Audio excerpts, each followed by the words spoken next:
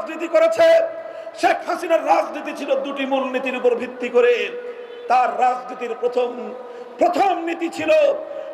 মূলনীতি ছিল শেখ হাসিনার রাজনীতির প্রতিশোধের রাজনীতি। তার রাজনীতির দ্বিতীয় বৈশিষ্ট্য ছিল বিভাজনের রাজনীতি।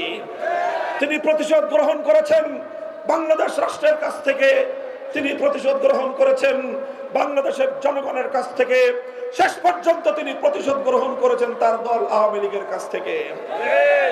আপনারা অনেকেই আশ্চর্য হবেন, কিন্তু বিবেকবান মানুষ গভীরভাবে চিন্তা করলেই দিবালোকের ন্যায় পরিষ্কার হয়ে যায়। জুলাই আগস্টের এই বিপ্লবের পর শেখ হাসিনা আওয়ামী লীগকে এমন এক জায়গায় দাঁড় করিয়ে দিয়েছে, 100 বছর পর্যন্ত বাংলাদেশে আওয়ামী লীগের নাম উচ্চারণ করা একটি লজ্জার বিষয়ে পরিণত হয়েছে।